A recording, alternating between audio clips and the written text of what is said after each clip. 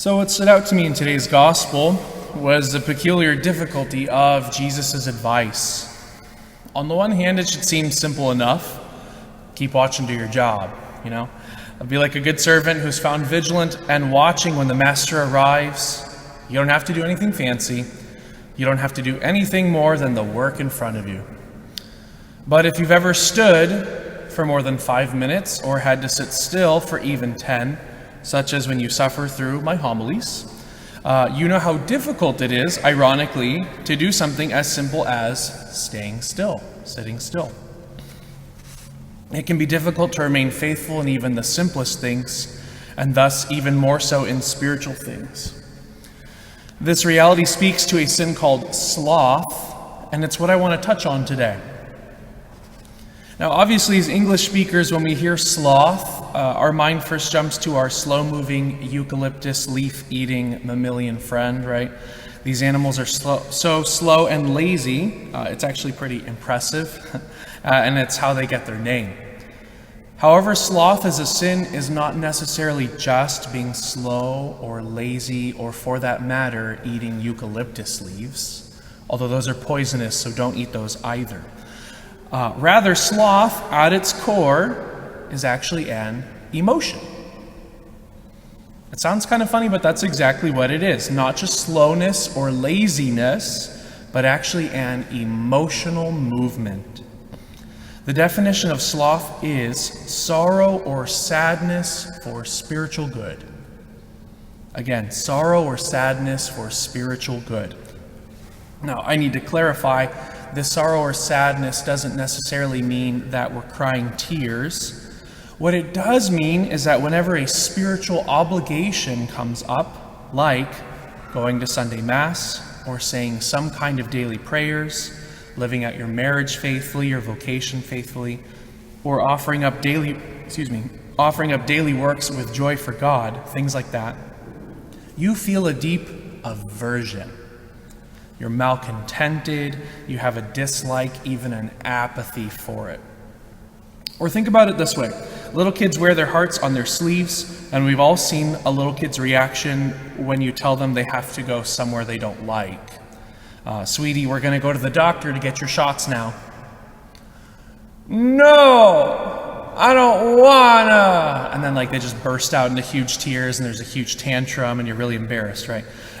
Well, as more mature teens or adults, we don't necessarily burst into tears when faced with things that we hate, but we still experience that same sorrow, that same sadness that made those kids cry, but just in a more subtle way, if that makes sense. So that is what is meant by the sorrow or sadness here.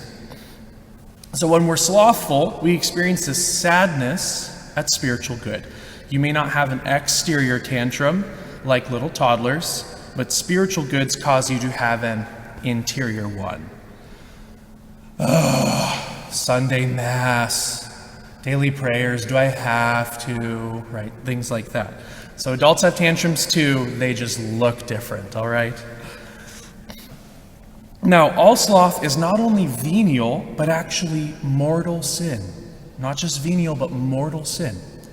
And you might be wondering, why is it such a big deal? We all struggle with our duties sometimes, right? So why would this be a sin? And even more so, why would it be a mortal one? Well, think about it this way.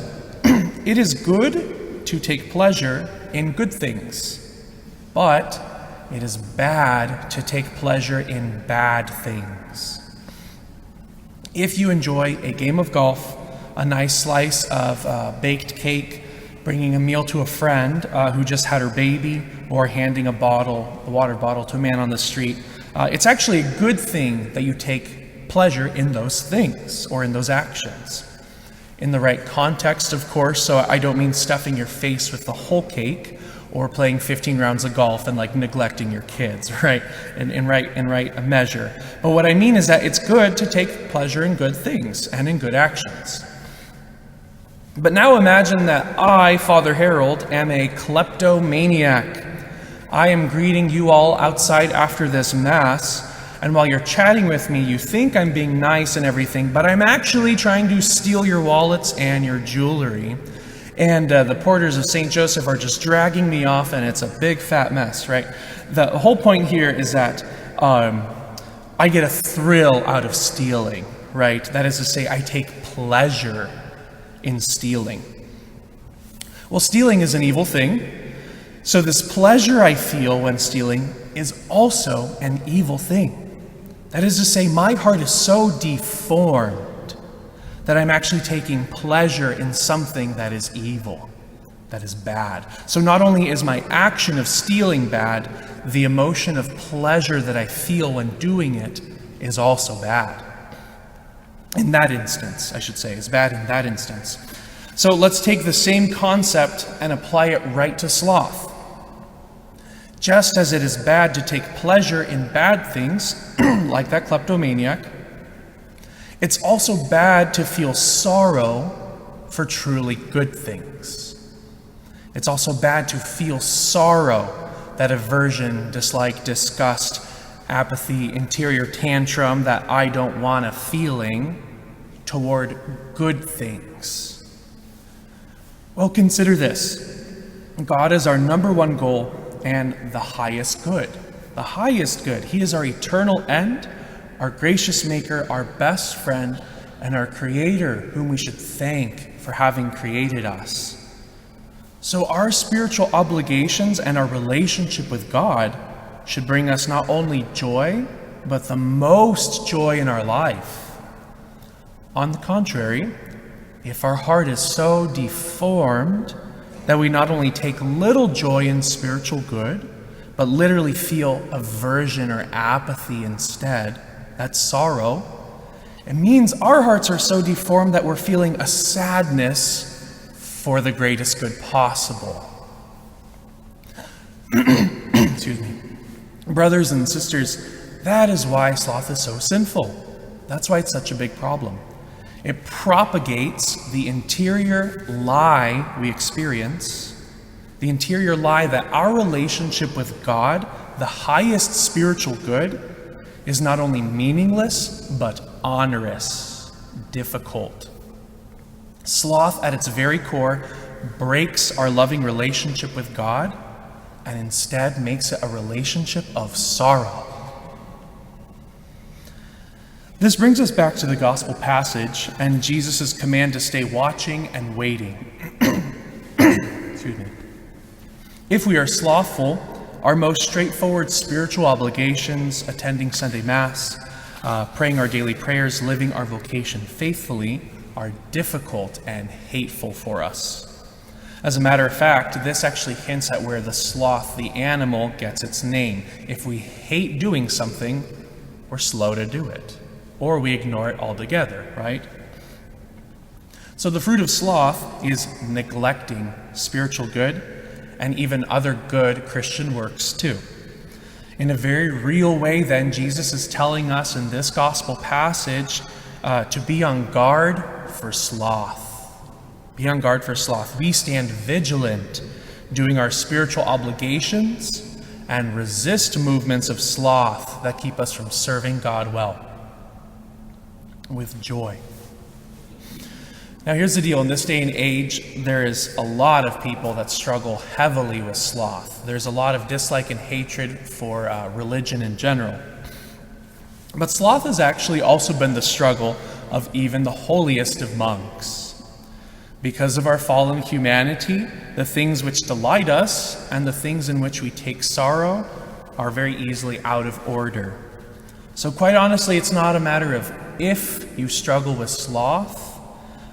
It's merely a question of how you respond to sloth. If you feel that slothful aversion to your obligations to prayer, but push it away the moment you realize it, right? You don't act on it, then it's not a sin, or at worst, maybe a very light venial one, okay? It is only when you realize that you're experiencing that sloth and then consent to that sorrow, say, yes, I'm going to rest in this, I hate this. And even more, you let it keep you from your spiritual obligations, you decide not to go to Sunday Mass, something like that, then I'm sorry to say, you got to get to confession, all right? And that's what it's here for, so don't be shy, right? It's difficult, so don't be shy. However, I want to leave you above all with the cure for sloth. Are you ready? It's resting in God's goodness and resting in his love. Resting in God's goodness and resting in his love. When we rest in the love of God and contemplate his goodness, it actually begins to reform our desires and change our hearts. This cure that I'm talking about comes right from the teaching of St. Thomas Aquinas. Verbatim, he says, "The more we think about spiritual goods, the more pleasing they become to us, and at once sloth dies away." So the truth of God's goodness and love soaks our minds and our hearts, and instead of feeling sorrow, aversion, and dislike, and yes, even that little interior tantrum, we begin to feel love, delight, and pleasure in God and in our spiritual obligations. Excuse me. If you already struggle a lot with sloth, this might be the very last thing you ever feel like doing, right? Resting in that love, that goodness. But know that God beckons you, my friends. He beckons you, he wants your love, and is so willing to lavish you with his graces and his love. At the very beginning of today's gospel, Jesus tells us, your Father is pleased to give you the kingdom. In the same way that the Father deeply delighted in Jesus at the River Jordan, the Father also deeply delights in giving you his Son. Deeply delights. It's literally the same word in the original Greek of the New Testament. God deeply delights in this. So God deeply delights in you. Deeply delights in you. And he invites you to leave your sloth behind. Contemplate his love at this Eucharistic celebration. Let his grace wash over you at this Mass, so that you can stand fast and faithfully and lovingly live your relationship with God.